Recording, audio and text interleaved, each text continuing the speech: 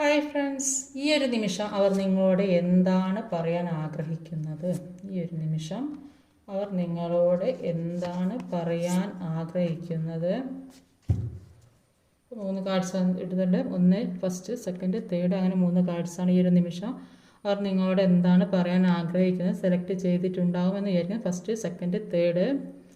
അപ്പം കാർഡ് നോക്കാം.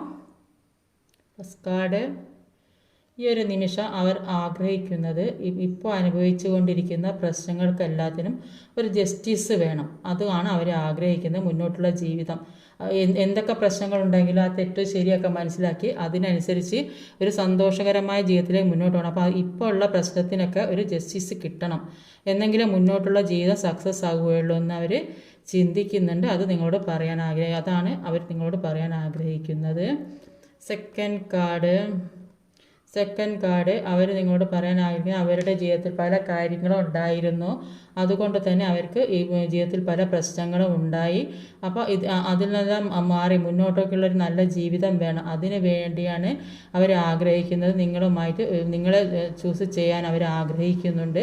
അപ്പോൾ ഇതുവരെ ജീവിതത്തിൽ പല പ്രശ്നങ്ങളും ഉണ്ടായിരുന്നു. ചിലപ്പോൾ വീട്ടുകാർ തമ്മിൽ പ്രശ്നങ്ങളായിരിക്കാം, അല്ലെങ്കിൽ ഏതെങ്കിലും രീതിയിൽ നിങ്ങളെ മാരേജ് ചെയ്യുന്ന വീട്ടുകാർക്ക് താല്പര്യം ഉണ്ടായിരുന്നുണ്ടാവില്ല. അതുകൊണ്ട് തന്നെ അവർ എന്താ ചെയ്യേണ്ടത് എന്നറിയാൻ പറ്റാത്തൊരു സാഹചര്യത്തിൽ കുടുങ്ങിക്കിടന്നു. ഇപ്പോൾ അതിൽ നിന്നെല്ലാം ഒരു ഉറച്ച തീരുമാനം എടുക്കാൻ തീരുമാനിച്ചു എന്നാണ് മനസ്സിലാക്കാൻ സാധിക്കുന്നത്. തേർഡ്